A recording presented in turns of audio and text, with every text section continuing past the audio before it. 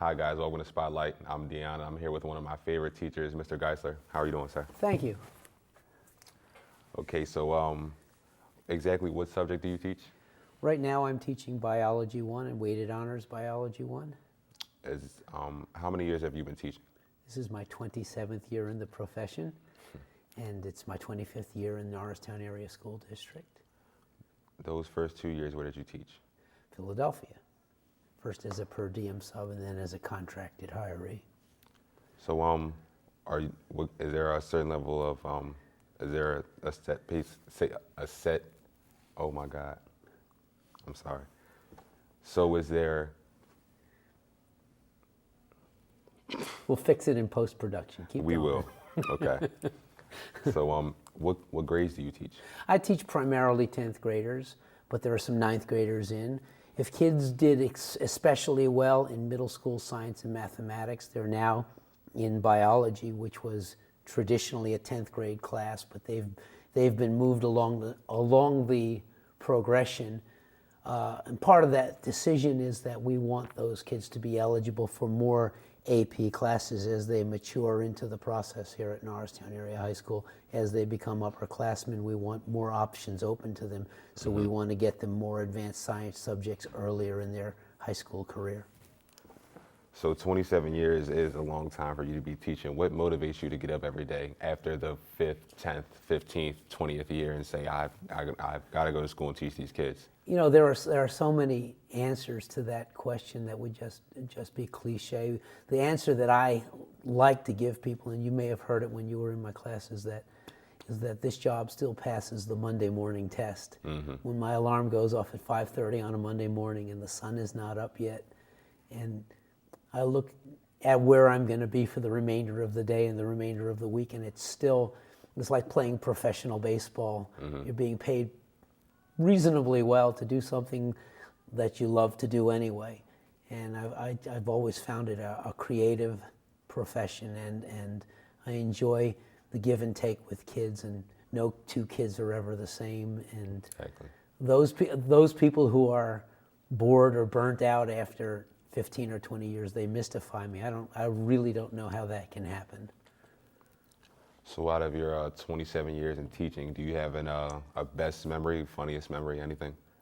Well, I have a few that I just as soon not share, but the memories that stand out in my mind are the ones where a child raises his or her hand and asks a question that just opens up a whole new conversation that I didn't anticipate.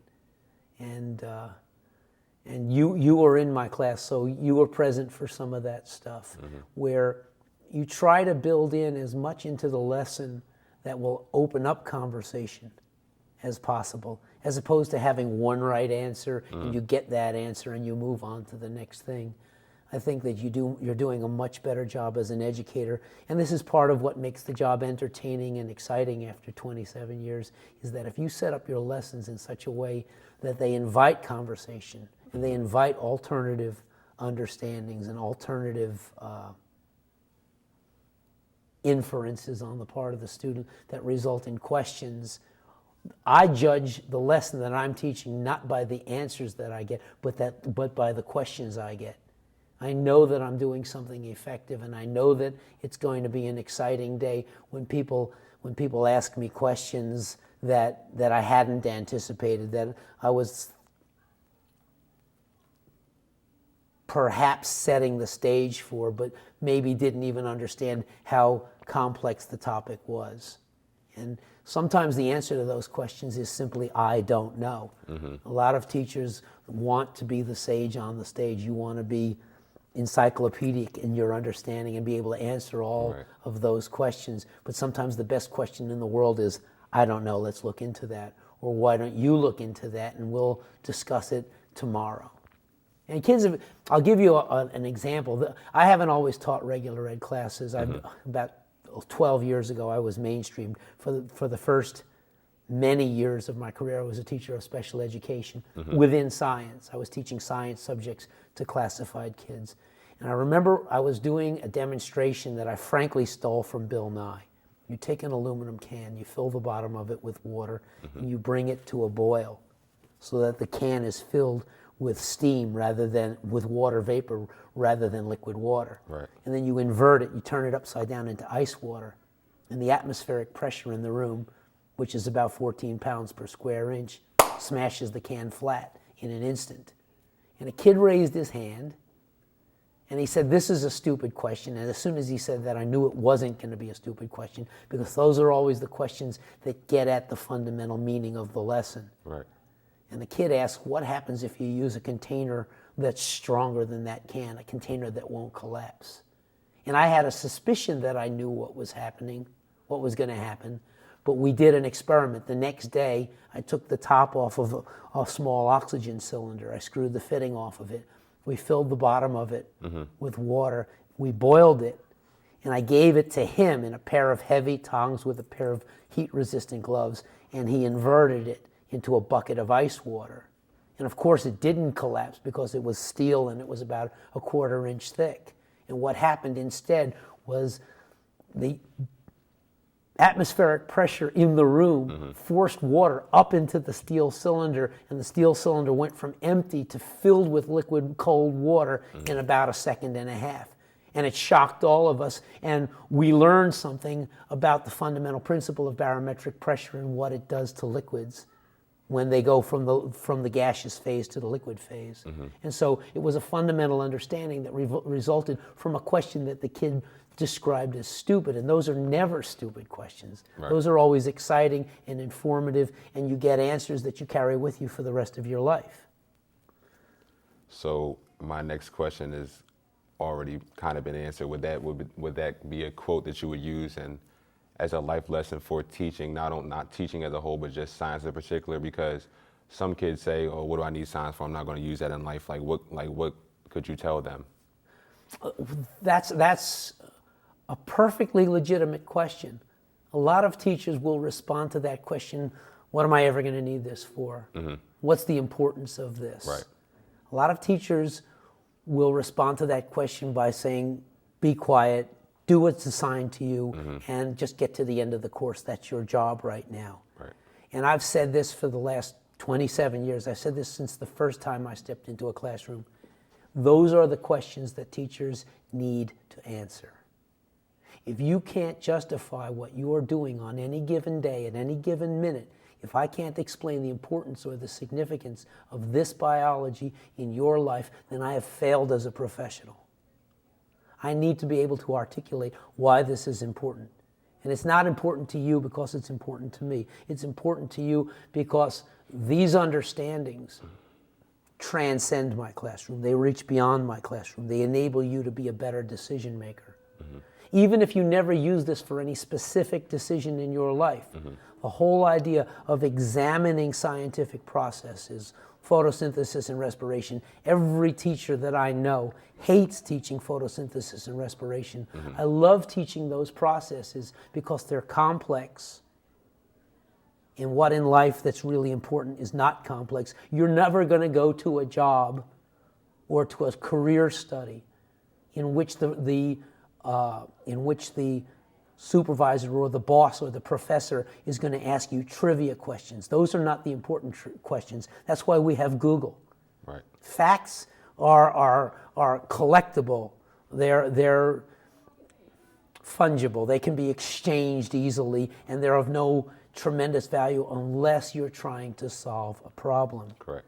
And understanding that problems are complex, that they are branched, that there are cycles that exist.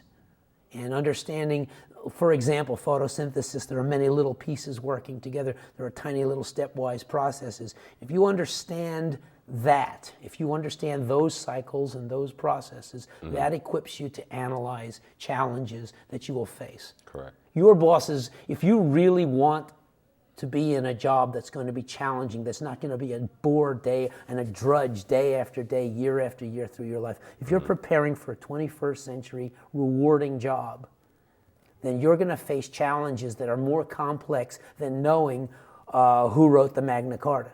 I'm not saying that who wrote the Magna Carta is unimportant, but what I'm saying is that it's more important to understand the process by which that document evolved and the influence and the effects that it had upon the society in which it occurred. And that applies to science as well. if you understand the complexity of processes, if you understand that nature has come up with these incredibly complex and beautiful ways of solving problems like saving energy, releasing energy when you need it, where you need it, not all at one time. If you understand how those processes work, then you're equipped to write computer programs. You're equipped to design bridges. You're equipped, if you're in law enforcement, to figure out who done it and why, Right. and how.